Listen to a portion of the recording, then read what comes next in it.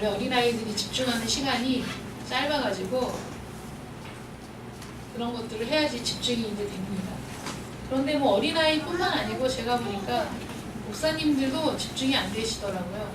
그래서 지난번에 총동문회 정기총회를 하는데 이제 제가 석이니까 출석 체크를 해야 되잖아요. 아니 그 출석을 다 부르기도 전에 한 3분의 1쯤 부르니까 벌써 여기저기서 음성 하니까 뭐 출석을 했는지 듣고 체크를 해야 되는데 소리가 안 들려갖고 제가 출석 부르다 말고 그 얘기를 했죠. 유치부 어린이들은 집중하는 시간이 10분, 목사님들은 더 짧다고 그거보다. 그래갖고 출석을 불렀는데 우리 이양이가 저렇게 노란색 의자에 다 앉아갖고 저렇게 있으니까 정말 교회가 꽉 찬 것 같습니다. 자, 오늘은 소요의 문답 우리 말씀 한번 볼까요? 출애굽기 20장 4절부터 6절까지 말씀인데 아주 길어가지고 출애굽기 20장 4절부터 6절까지의 말씀을 우리 한번 보겠습니다.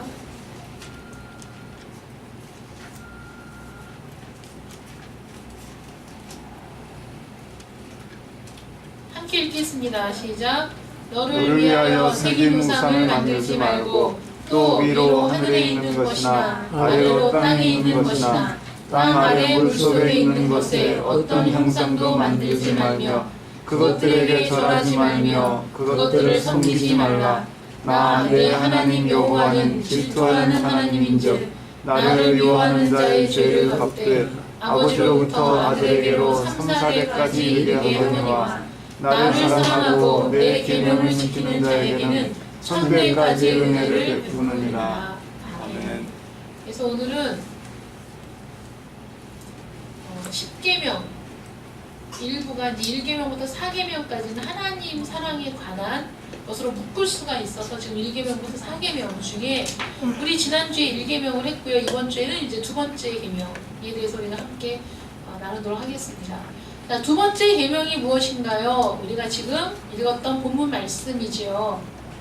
두 번째 계명은 너를 위하여 새긴 우상을 만들지 말고 위로 하늘에 있는 것이나 아래로 땅에 있는 것이나 땅 아래 물속에 있는 그 어떤 형상도 만들지 말며 그것들에게 절하지 말며 그것들을 섬기지 말라. 나 여호와 너희 하나님은 질투하는 하나님인즉 나를 미워하는 자의 죄를 갚되 아비로부터 아들에게로 3, 4대까지 이르게 하거니와 나를 사랑하고 내 계명을 지키는 자에게는 1000대까지 은혜를 베푸느니라 입니다. 이렇게 대답을 해야죠.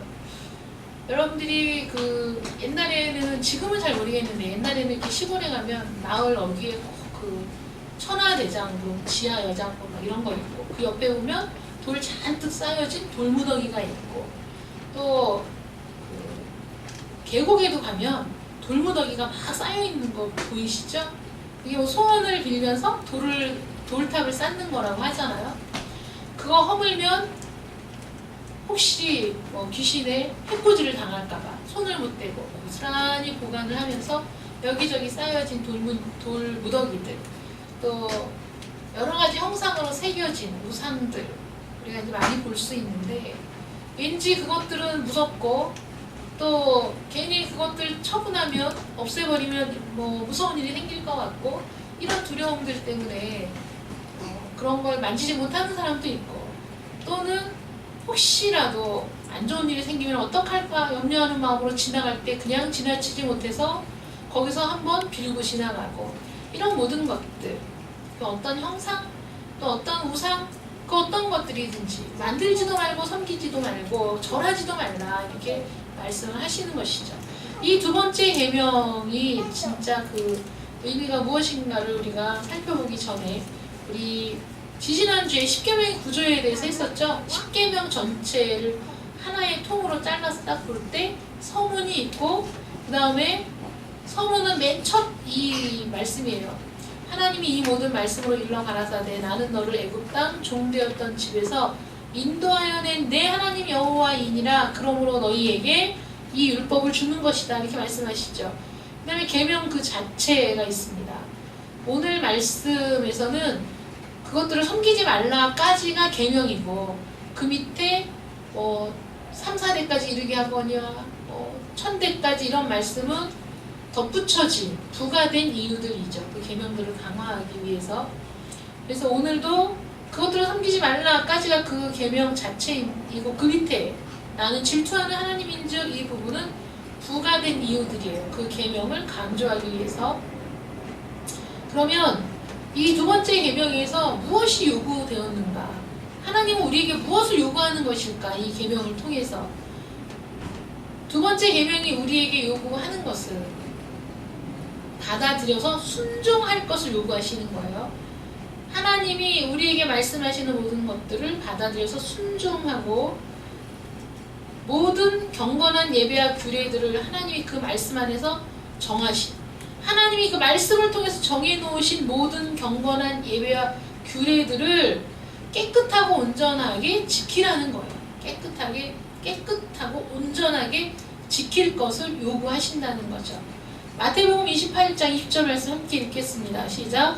내가 너희에게 분부한 모든 것을 가르쳐 지키게 하라. 볼지어다 내가 세상 끝날까지 너희와 항상 함께 있으리라 하시니라. 아멘. 내가 너희에게 분부한 모든 것, 내가 너희에게 말한 모든 것, 내가 너희에게 준 모든 율법, 내가 너희에게 준 모든 그 성경 말씀, 그것들을 가르쳐서 지키게 하라고 예수님도 말씀하셨고 하나님도 동일한 말씀을 하신 것이죠. 자, 사도행전 2장 42절 말씀 시작. 그들이 사도의 가르침을 받아 서로 교제하고 떡을 떼며 오로지 기도하기를 힘쓰니라. 아멘. 사도의 가르침을 받아서 그대로 가르침대로 서로 교제하고 서로 떡을 떼며 오직 기도하기를 힘썼던 초대교회의 모습입니다. 그래서 이런 두 번째 계명에서 요구되는 것들은 하나님이 이스라엘에게 또 우리들에게 주신 이 율법의 말씀들, 하나님의 그 거룩한 말씀, 그 규례들을, 그 예배의 모든 절차와 형식들을 우리가 받아들여서 순종하고 깨끗하고 온전하게 지킬 것을 요구하셨다는 거예요. 자, 그럼 두 번째 계명에서 무엇이 금지되었을까요? 무엇을 하지 말라고 하시는 걸까요? 두 번째 계명에서 금지된 것은 하나님께 예배를 드릴 때 형상을 사용하거나 다른 방법으로 예배하는 것을 금하셨어요. 하나님이 말씀하신 것 외에 그 어떠한 다른 방법, 아무리 좋아 보이고 아무리 은혜로워 보이고 아무리 거룩해 보여도 하나님이 말씀하신 방법이 아닌 다른 방법으로 예배 드리는 것을 금지하셨습니다. 어떤 형상을 사용하는 것도 금지하셨습니다. 그러므로 성모 마리아상을 만들어두고 그 앞에서 기도하는 것은 하나님께서 두 번째 계명에서 금지하신 것이죠. 그거는 있어서는 안 되는 일입니다. 하나님의 말씀에 정하지 않은 것은 그 어떠한 것도 사용해서는 안 된다는 거예요. 자, 우리 출애굽기 말씀 32장 5절 8절 말씀 함께 읽겠습니다. 시작. 아론이 보고 그 앞에 제단을 쌓고 이에 아론이 공포하여 이르되 내일은 여호와의 절일이니라 하니 그들이 내가 그들에게 명령한 길을 속히 떠나 자기를 위하여 송아지를 구워 만들고 그것을 예배하며 그것에게 제물을 드리며 말하기를 이스라엘아 이는 너희를 애굽 땅에서 인도하여 낸 너희 신이라 하였도다. 아멘. 여러분, 이스라엘 백성들이 이제 출애굽해서 광야에 나왔을 때 모세가 하나님께 십계명을 받으려고 그 호렙산에 올라가 있는 그 사이에 백성들이 아론을 협박하죠. 우리가 섬길 하나님을 만들어 달라는 거예요. 모세는 언제 올지 알 수가 없다는 것이죠. 이래서 아론이 그들의 금 귀고리들을 다 빼게 하고 그걸 녹여가지고 송아지를 만들었어요. 그리고 뭐라고 얘기합니까? 이스라엘아 이는 너희를 애굽 땅에서 인도하여 낸 너희의 신 누구예요? 하나님이라는 거예요. 이스라엘 백성들은 하나님을 떠나지 않고 하나님을 섬기고 있다고 착각하지만 송아지를 만들어서 그것을 하나님이라. 그러니까 우리는 눈에 어떤 대상이 보이는 걸 좋아하는 것 같아요. 눈에 대상이 보이지 않으면 의심이 가고 믿어지지가 않는 것 같습니다. 그러니까 무언가 우리가 확실하게 신이 계시다는 것을 확인할 수 있는 어떤 형상을 만들어 달라 이거거든요.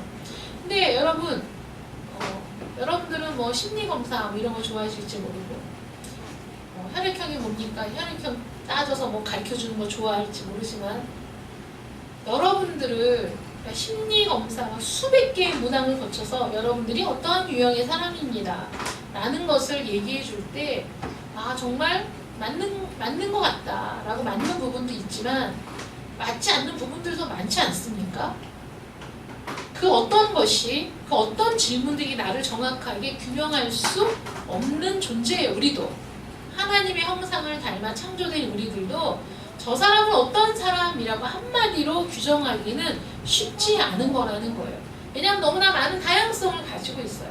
그리고 우리는 누구를 만나느냐에 따라서 또 달라질 수 있어요. 근본적인 부분은 동일하겠지만 내가 어떤 사람을 만나느냐에 따라서 나의 좋은 점들이 막 드러날 수도 있고 나의 악하고 독한 부분들이 드러날 수도 있고 그리고 어떤 사람이냐에 따라서 나의 반응도 달라질 수 있고 그래서 저 사람은 이런 사람하고 딱 규정해서 저 사람은 네모 같은 사람 저 사람은 세모 같은 사람하고 규정할 수는 없습니다. 또 누군가가 나의 어떤 한 단면을 보고 그렇게 규정하는 것도 불쾌합니다. 그런데 하물며 하나님께서 온 우주 만물을 창조하신 하나님을 어떤 형상으로 표현할 수 있겠습니까, 여러분? 어떤 형상으로 하나님을 표현할 수 있을까요? 하나님의 그 거룩하심을 어떤 형상에 담아낼 수 있을까요? 하나님의 그 무궁하신 사랑과 긍휼을 어떤 형상을 통해서 만들어낼 수 있을까요? 여러분 그 부처의 그 상이 있잖아요. 그 설악산에 가면 그 입구에 엄청나게 큰 부처상이 딱 얽히고 있거든요. 사람들은 아주 커다랗게 만들면 더 그 공경하는 마음이 생길 거라고 생각해서 그렇게 만드는지 모르지만은 그 부처가 이렇게 싹 그 웃는 그 눈을 보면서 불교 신도들은 자비로운 모습, 자애로운 모습 이러면서 막 감탄을 하지만 또 어떤 사람들은 야 눈을 그렇게 가늘게 뜨고 있는 모습이 아주 그냥 뭐라고 표현하더라. 뭐야? 아주 야비해 보인다 이렇게 표현하는 사람도 제가 봤거든요. 아, 그 눈을 그냥 계속 하고 가늘게 뜨고 있는 그 모습이 아주 야비해 보여가지고 자기는 싫다 이렇게 얘기하는 분을 제가 봤어요. 그러니까 그게 동일한 상이어도 어떤 사람은 그거를 자애롭고 자비롭고 이렇게 뭐 신앙심이 막 절로 우러나게 보일 수도 있지만은 어떤 사람은 오히려 정반대로 나는 그 얼굴이 너무 싫어. 아주 그냥 웃을 듯 말 듯한 게 그냥 도대체 속을 알 수 없는 아주 속에 능그러기가 있는 것 같고 뭐 이렇게 표현을 할 수 있다는 것이죠. 왜냐하면 우리는 모두가 눈에 보이는 것이 내 생각이나 내 경험이나 그 어떤 것들을 바탕으로 보게 되기 때문에 다 왜곡되고 굴절되어 있어서 어떤 본질을 정확하게 보는 것이 우리가 사실 쉽지 않은 우리들입니다. 그러니까 어떤 형상으로 하나님을 표현한다는 것은 하나님을 왜곡하고 하나님을 굴절되게 바라보면서 하나님에 대해서 잘못된 지식을 갖게 될 여지가 너무나 많은 것이죠. 형상으로 만들어서 표현할 길이 없는 하나님을 굳이 우리가 하나님이 금하시는데도 불구하고 그것들을 만들어서 섬긴다면 그것은 하나님이 아니라는 거예요. 하나님은 영이시니 하나님을 본 자가 없고 하나님은 영이시니 하나님을 어떻게 표현할 길이 없는 우리 마음대로 우리의 상상력을 동원해서 어떤 형상을 만든다면은 그것은 하나님을 모독하는 것이 된다는 거죠. 그렇기 때문에 그 어떠한 형상도 하나님을 예배한다라고 얘기하면서 형상을 만들어서 사용하지 말아라 그렇게 얘기하는 겁니다. 어떤 사람들은 십자가도 우상이다 이렇게 얘기하지만 여러분 저와 여러분이 예배를 드릴 때 십자가를 예배하는 거 아니잖아요. 그렇죠? 십자가를 우상화하고 신격화하는 것도 아닙니다. 단지 예수 그리스도께서 우리를 위해 십자가에 달려 죽으신 것을 기념하고 그것을 기억하기 위함이지 우리가 우상화하는 것도 아니고 형상화해서 저 자체를 우리가 예배하고 위하고 이런 것이 아니에요. 그렇기 때문에 십자가가 우상이다라는 말은 맞지 않다고 생각합니다. 하나님의 말씀에 정해지지 않는 그 어떤 것들도 만드는 것이 금지되었다는 것을 우리가 기억할 필요가 있습니다. 우리 신명기 12장 31절부터 32절 말씀 함께 읽겠습니다. 시작. 내 하나님 여호와께는 내가 그와 같이 행하지 못할 것이라 그들은 여호와께서 꺼리시며 가증히 여기시는 일을 그들의 신들에게 행하여 심지어 자기들의 자녀를 불살라 그들의 신들에게 드러내니라. 내가 너희에게 명령하는 이 모든 말을 너희는 지켜 행하고 그것에 가망하지 말지니라. 아멘. 옛날에 이런 일이 있었습니다. 몰렉을 섬기는 사람들은 자기 자녀를 불살라서 그 신을 위해 드리기도 했고, 또 그 뜨거운 그 신 앞에 펼쳐진 자갈밭을 자녀에게 걷기도 하고, 이런 아주 몹쓸 짓을 했습니다. 요즘에 자녀를 학대하고 또 자녀에게 몹쓸 짓을 하는 부모에 대한 기사가 너무나 심심치 않게 올라오고 있습니다. 우리가 그것들을 볼 때 저건 인간도 아니야 이렇게 생각하죠. 어떻게 저럴 수가 있을까 이렇게 생각합니다. 어떤 사람은 그 엄마가 없을 때 친아버지가 친딸을 성추행을 해가지고 그 딸이 너무나 상처가 많은 거예요. 그 아버지가 성추행을 하고 나서는 데리고 나가서 신발 사주고 옷 사주고 물질로 그렇게 하는 거예요. 근데 이 그 청년이 아버지 때문에 그 집을 가출을 해가지고 나와서 그 아무렇게나 살았어요. 그러니까 막 살았어요. 그냥 자기 자신을 그 아끼지 않고 그냥 막 살았어요. 그러다가 그 전도를 받고 이제 교회를 다니기 시작했는데 교회에 오니까 하나님 아버지 그러잖아요. 그게 너무 싫은 거예요. 그 사람. 하나님 아버지 그러니까 하나님 아버지하고 자기 육신의 아버지하고 오버랩되면서 하나님의 사랑을 이렇게 받아들이기가 쉽지가 않은 거예요. 그러니까 이 사람이 너무 고민이 되니까 이제 상담을 했는데 그분이 할 수 있는 말은 그거예요. 육신의 부모는 나를 버릴지라도, 성경에도 그 말씀이 있거든요. 너희 육신의 부모는 너희를 버릴지라도, 자기 자녀를 버릴지라도 나는 너희를 버리지 않는 하나님이라는 말씀이 있거든요. 그 말씀을 이제 찾아서 같이 읽으면서 우리 육신의 부모는 그럴 수 있지만 우리 하나님은 절대 그런 분이 아니시다 그랬더니 그 청년이 막 소리를 지르면서 우리 부모는 나를 버리기만 한 게 아니라 내 인생을 파멸로 몰아넣었다 이러면서 이제 막 울었다고. 근데 그 이제 자매를 데리고 끊임없이 같이 이제 얘기하면서 하나님은 우리와 너무나 다른 분이시라는 거, 그리고 하나님이 우리를 그 사랑하신다는 것에 대해서 계속 교제를 하면서 그 청년이 이제 하나님의 사랑을 받아들이고 변화가 되기 시작하면서 그 아버지를 용서하라고 얘기를 하니까 이 청년이 신앙생활을 잘 하다가 갑자기 그 말을 딱 듣고는 갑자기 또 확 이제 돌아버린 거죠. 나에게 왜 그런 그 무리하고 부당한 요구를 하느냐 이렇게 했는데 나중에 아버지를 위해서 기도하기 시작하고 또 아버지에게 복음을 전하고 아버지를 전도하고 그런 그 삶을 이제 살게 되었다는 그 간증을 제가 읽었습니다. 그래서 정말 대단하죠. 하나님의 사랑이 우리에게 정말 임할 때 원수를 용서하고 사랑할 수 있는 그 마음이 우리에게 생길 수 있는 것 같습니다. 어쨌든 우리의 아버지 되시는 하나님, 그 하나님께서는 절대 자녀들에게 이런 일을 시키지 않으시는 분이시죠. 자녀를 사랑한다고 하면서도 왜 몰렉에게 자기 자녀를 불살라서 드리겠습니까? 무엇 때문에? 무엇 때문에요? 국가를 위해? 민족을 위해? 아니죠. 자기 욕심을 채우기 위해서 이런 짓을 한 겁니다. 그렇지만 너희들은 이런 짓을 하지 말고 너희는 내가 너희에게 한 모든 말을 지켜서 행하고 그것에서 가감하지 말지니라. 덧붙이지도 말고 빼지도 말라 이렇게 말씀을 하십니다. 그러면 두 번째 계명에서 덧붙여진 지킬 이유들은 무엇이 있습니까? 우리가 아까 함께 읽었지만 하나님은 질투하는 하나님이라 하나님의 법을 따르고 지키는 자들에게는 천대까지, 하나님을 거역하는 자들에게는 3, 4대까지 그 말씀이 있었잖아요.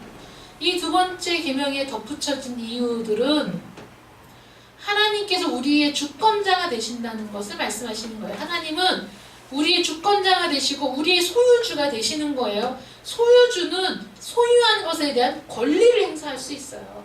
하나님은 우리의 소유주세요. 그리스도께서 우리를 위해 값주고 사셨어요.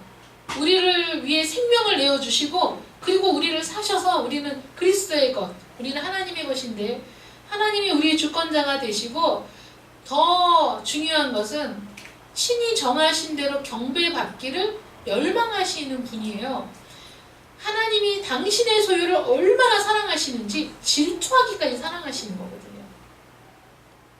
여러분, 질투라는 것이 나쁜 의미의 질투가 아니라 하나님이 하는 질투는 하나님이 너무나 극진히 사랑하고 또 하나님이 그 사랑하는 우리들에게서 그런 사랑과 경배를 받기를 갈망하시는데, 열망하시는데 우리가 그렇게 하지 않고 하나님을 떠나서 다른 것들을 바라보고 다른 것들을 섬기고 우상을 만들고 우상을 섬길 때 하나님이 질투하기까지 우리를 사랑하신다는 거예요. 시편 95편 2절, 3절, 6절 말씀 함께 읽겠습니다. 시작. 우리가 감사함으로 그 앞에 나아가며 시를 지어 즐거이 그를 노래하자. 여호와는 크신 하나님이시오 모든 신들보다 크신 왕이시기 때문이로다. 오라 우리가 굽혀 경배하며 우리를 지으신 여호와 앞에 무릎을 꿇자. 아멘. 여호와는 크신 하나님이시기 때문에 모든 신들보다 크신 왕이시기 때문에 우리가 머리를 굽혀 경배하며 우리를 지으신 여호와 앞에 무릎을 꿇는 것이 당연한 일이지요. 이 하나님은 우리를 어떻게 사랑하시는지 보십시오. 시편 45편 11절 말씀 함께 읽겠습니다. 그리하면 왕이 내 아름다움을 사모하실지라 그는 내 주인이시니 너는 그를 경배할지어다. 아멘. 우리의 왕 되신 하나님이 우리를 사모하신대요. 우리를 너무 사랑하고 우리를 사모하기 때문에 우리가 다른 데 눈을 돌리면 질투하시는 거예요. 그 정도로 우리를 사랑하시는 거예요. 그냥 어떤 한 인간이 나를 그렇게 사랑해도 참 감사할 일인데 이거는 인간이 아니라 하나님이 우리를 그렇게 사랑하시니 더군다나 그는 우리의 주인 되시는 하나님이시니 마땅히 경배해야죠. 자, 출애굽기 34장 13절 14절 말씀 함께 읽겠습니다. 시작. 너희는 도리어 그들의 제단들을 헐고 그들의 주상을 깨뜨리고 그들의 아세라상을 찍을지어다. 너는 다른 신에게 절하지 말라. 여호와는 질투라 이름하는 질투의 하나님이니라. 아멘. 제단들을 헐고 주상들을 깨뜨리고 아세라상을 찍어버릴 의무가 있어요. 우리에게는. 거기에 절하지 않고 피해가는 것이 다가 아니라 그런 것들을 부숴버릴 책임이 있는 자들입니다. 우리가. 여러분, 그 미디안이 아버지 집에 있는 구상들을 부숴버렸을 때 동네 사람들이 미디안을 죽이려 기드온을 죽이려고 쫓아왔을 때 기드온의 아버지가 뭐라고 얘기하는지 아세요? 그 바알이 자기 자신을 지키지 못하겠느냐. 니네가 믿는 신인데 신이 자기 자신 하나 지키지 못하겠느냐. 만약에 그 신이 벌을 내리면 이 아들이 니네가 죽이지 않아도 죽을 테니까 너희들은 손대지 말고 가만 냅둬라 이렇게 얘기하거든요. 여러분, 사람이 손으로 만든 그 우상이 무슨 힘이 있어서 우리에게 저주를 할 수 있으며 그 우상들이 무슨 능력이 있어서 우리를 해코지할 수 있겠습니까? 여러분, 그럴 수 없다는 거예요. 하나님은 성경을 읽어보면 그럴 일이 없어요. 그래서 왕들이 의로운 왕들이 세워지고 하나님을 경외하는 왕들이 세워지면 먼저 한 일이 무엇입니까? 예배를 새롭게 하고 성전을 수리하고 그 다음에 우상들을 다 부숴버리는 일부터 시작했어요. 우리 안에 있는 우상들도 부셔버려야 돼요. 깨뜨려버려야 돼요. 하나님보다 더 많이 의지하는 것들은 다 가차없이 우리 심령 속에서 없애버려야 됩니다. 질투하신 하나님, 왜 질투하신 하나님이라고 할까요? 하나님은 우리와는 비교할 수 없는 분이신데 하나님도 질투하시나? 이런 생각이 들 텐데, 자, 하나님은 우리의 하나님이시죠. 우리의 창조자, 우리의 보존자, 모든 선한 것들을 베푸시는 분에게 순종하지 않는 것은 얼마나 악한 일입니까? 순종하는 것이 당연한 일이죠. 또 능력의 하나님이시죠. 악인들을 벌하시고 순종하는 자에게 상을 베푸시는 분을 경외함으로 예배해야 됩니다. 누가 우리를 심판하실 수 있을까요? 우리 인간의 심판은 오류투성이이지만 하나님의 심판은 공의의 심판. 이 세상을 심판하실 분 우리 하나님밖에 없습니다. 그리고 질투하는 하나님, 그가 자신의 것들을 얼마나 열정적으로 사랑하시는지를 나타낸 표현이에요. 너무너무 사랑하신다는 거죠, 우리를. 그리고 우리가 지은 죄에 대해서 그 죄의 값을 물으신 하나님이시죠. 죄에 대한 그의 진노와 형벌이 얼마나 심각한지를 나타내어 죄를 모방하거나 인정하지 못하도록 하시는 우리 하나님이십니다. 또 우리에게 긍휼을 통해 은혜를 베푸시는 우리 하나님이시죠. 그래서 질투하시는 하나님이라는 표현 속에는 우리 인간적인 질투를 뛰어넘는 하나님의 그 속성 중에 우리를 향한 사랑과 공의와 심판의 권능과 이런 모든 것들이 담겨 있는 그런 표현이라는 거예요. 자, 1계명. 제1계명은 사랑하는 대상이 누구냐? 하나님이시다. 우리는 그 하나님을 선택하고 하나님을 사랑해야 한다 라는 것에 대해 배웠고요.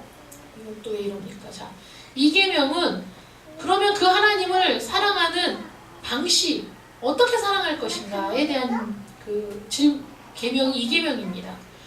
자, 첫 번째 계명은 우리가 사랑해야 될 대상이 있는데 그분은 바로 하나님이시다에 대한 것이고, 두 번째 계명은 하나님을 사랑하는데 어떻게 사랑할 것이냐, 내 마음대로 사랑할 것이냐, 하나님의 방식대로 사랑할 것이냐, 하나님의 방식대로 사랑해야 된다는 거예요. 오직 하나님만을 사랑하고 섬기되 그 사랑의 대상인 하나님께서 정하시고 요구하시는 대로 사랑하라고 주어진 계명이 우리 앞에 있는데 어떤 선택을 하시겠습니까?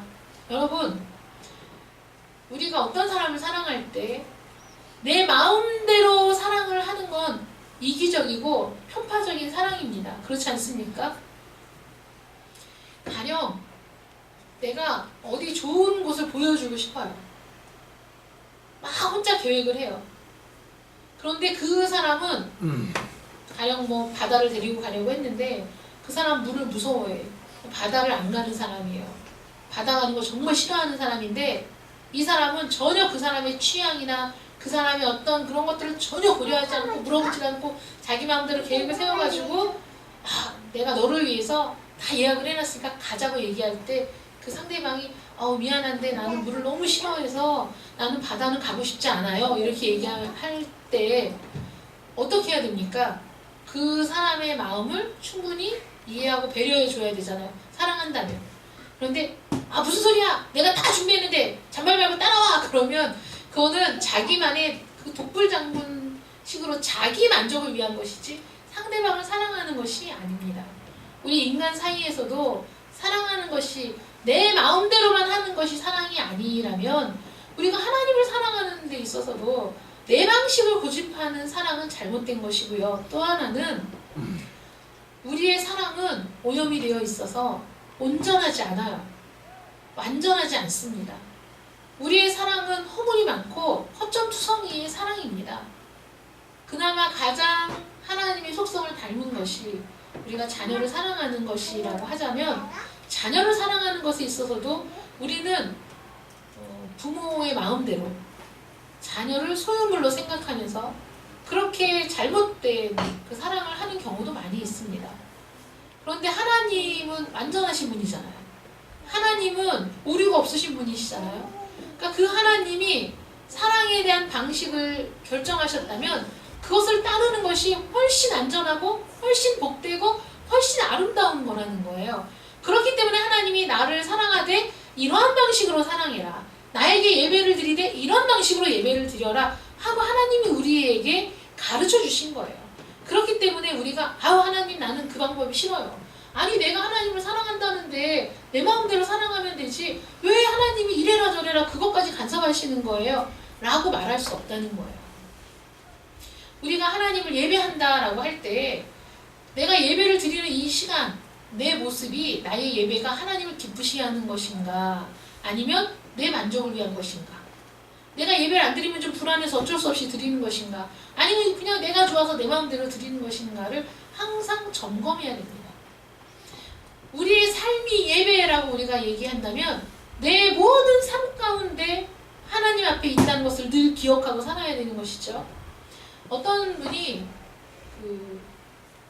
남편 되시는 분이, 아내분은 굉장히 열심히 신앙생활 하시는 분이고 남편은 안 나오시는 분인데, 그 남편이 자기는 죽었다가 다시 태어나도 교회는 안 다니겠습니다 이렇게 얘기를 하는 거예요. 그러니까 이 전도사님이 아니 왜 그렇게까지 생각을 하시냐고, 아내도 아이들도 다 교회 다니는데 왜 그렇게 생각을 하실까요? 이렇게 물어보니까 그 남편 말이, 나는 우리 아내처럼 믿어야 한다면 나는 차라리 안 다니겠습니다 이렇게 얘기를 하는 거예요. 근데 이제 이렇게 쭉 상담을 하다 보니까 그 남편이 하는 얘기가 그거예요. 자기 아내는 오직 교회를 중심으로, 교회 일밖에 모르는 사람. 그래서 얘기를 하는데 여러분 들어보세요. 주일날은 교회에서 하루 종일 있어. 월요일은 기도원에 가. 화요일은 목사님 따라 신방 가. 수요일은 수요 예배 드리고 교회 하루 종일 있어. 목요일은 성경 공부해. 금요일은 구역 예배 드리고 금요 철야 예배 드리고. 토요일은 성도들 결혼식, 개업식, 돌잔치 이런 데 따라다니느라고 바빠서 일주일 내내 나갔다 들어오기 때문에 싱크대에는 음식 찌꺼기가 말라 비틀어진 그릇들이 수북하게 쌓여있고, 집안에는 먼지가 공이 돼서 굴러다니고 있고, 온 집안이 난장판이고 아수라장이고, 애들 반찬은 김하고 신김치만 주고, 이렇게 사는데 이게 사람이 사는 게 아니라고. 거기다 그 남편이 제발 교회 일에 너무 그렇게 하지 말고 집안 좀 돌보라고. 집안이 이게 뭐냐고 얘기하면 그 아내 되시는 집사님이 뭐라고 얘기하냐면 사탄아 물러가라 그렇게 얘기하니까 이 남편이 아주 학을 띠고, 자기는 이런 게 신앙생활이라면, 이것이 하나님을 믿는 삶이라면 나는 교회를 안 다니겠습니다 이렇게 얘기하는 거예요. 여러분 정말 이런 삶을 사는 사람들이 저도 받고 있습니다. 그런데 이거는 올바른 삶이 아니에요. 왜냐하면 예배를 드리는 이 순간도 너무 중요하지만은 우리는 매 순간이 하나님 앞에서 사는 삶이거든요. 그러니까 내 직업도 거룩한 거고, 내가 가정에서 자녀를 돌보고 집안일을 하는 것도 거룩한 일인 거예요. 이거는 세상적이고 속된 일이고 그건 가치 없는 일이고, 교회 일만 거룩한 일이고 가치 있는 일이라는 생각은 잘못된 겁니다. 그렇게 하면 안 돼요.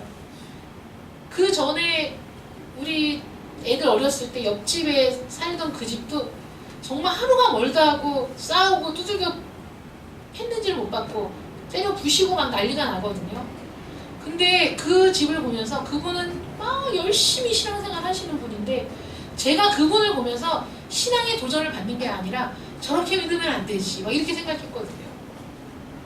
그분은 맨날 무슨 기도, 여리고성처럼 함락시키는 그 기도한다고 맨날 가, 무슨 기도한다고 가, 다니엘 기도한다고 가, 맨날 나가는데 애들은 집에 와갖고 문은 잠겨있고 엄마는 없어서 밖에서 울고 있으면 내가 데리고 와서 또 밥 챙겨줘야 되고, 엄마 올 때까지 그 집에 들어가 보면은 집안에 발 디딜 틈이 없이 밥상부터 시작해갖고 온 물건이 다 흐트러져 있고, 도저히 거기 엉덩이 붙이고 앉아 있을 수가 없는 그런 집에 남편이 일하고 들어오면 얼마나 화딱지 나겠어요.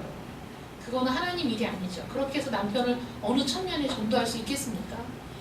우리의 삶이 예배, 내가 살고 있는 모든 곳에 하나님이 함께 하시고, 하나님 앞에서 내가 하는 삶이라는 것을 기억할 때 내 방식이 아닌 하나님 방식대로 살아야죠. 여러분, 하나님 방식대로. 하나님이 원치 않는 거예요. 가정을 갖고 있고 자녀를 둔 사람이 월요일부터 주일까지 계속 밖에 나와서 교회 일에 매달린다면 그 사람은 전문 사역자로 그냥 나가야죠.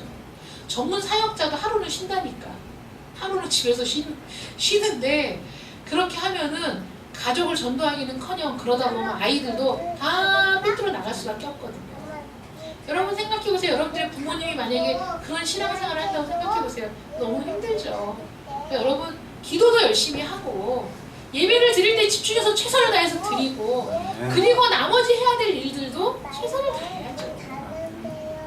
우리는 말로 전도하는 게 아니고 예배 드리는 모습으로 전도를 하는 게 아니라 우리가 밖에서 살아가는 모습들을 통해서 복음을 전하는 빛된 삶을 살아야 되거든요. 그래서 모든 일이, 내 예배도, 나의 삶도, 내가 자녀를 양육하는 방법도 내가 물질을 사용하는 방법도 다 하나님의 방식대로 해야만 한다는 거예요. 두 번째 계명은 내 삶의 전반적인 부분을 다 포함해서 하시는 말씀이라는 거예요. 단순하게 어디 뭐 우상 만들거나 우상 앞에 절하거나 이것만이 아닌 겁니다. 여러분 교회에 온 시간만 하나님을 섬기는 것이고 밖에서는 내 마음대로 산다면 그것도 우상이에요. 내 마음대로 내 시간을, 내 마음대로 내 물질을, 내 마음대로 내 모든 재능을 내 마음대로 사용한다면 그것도 우상 숭배, 그것도 하나님이 기뻐하시지 않는 삶의 방식이라고 우리가 생각하시고, 여러분들은 24시간의 삶이 나에게 주어졌을 때 그 모든 시간이 하나님 앞에 드려지는 시간이라고 생각하시고 여러분들의 인생을 하나님의 뜻대로 사용하시는 여러분들 되시기를 축원합니다. 아멘. 기도하겠습니다. 사랑의 하나님 감사합니다. 우리가 첫 번째 계명 또 두 번째 계명을 쭉 해나가면서 이 계명들이 단순한 것 같지만 사실은 우리 삶, 우리 인생의 전반적인 모든 부분을 아우르며 내 삶 전체에 대한 하나님의 요구 사항이라는 것을 배우게 됩니다. 하나님, 우리가 온전히 우리의 전 인격을 다해 사랑해야 될 대상이 하나님이시고 또 한 분 하나님이시고 그 어떠한 것도 그 사랑의 대상에 들어와서는 안 된다는 것, 또 우리가 하나님을 사랑함에 있어서도 내 방식대로가 아니라 하나님 방식대로 하나님을 사랑해야 되고 또 내 삶 전체가 하나님 앞에 있음을 기억하면서 내 삶 전체 매 순간순간 하나님의 방식대로 살아가야 된다는 것을 배웠습니다. 하나님, 여전히 내가 다스리고 내가 주임된 영역이 많습니다. 그 모든 영역을 주님 앞에 내어놓고 주님께 내 소유권을 양도하여 주님의 다스림의 영역이 점점 더 내 삶 가운데 많아지기를 간절히 원합니다. 아멘. 하나님 한 분만을 섬기되 진심으로 최선을 다해 전력으로 하나님을 사랑하고 하나님을 섬기며 하나님과 동행하는 저희들 되게 하여 주시옵소서. 예수님의 이름으로 기도드립니다. 아멘. 우리 지금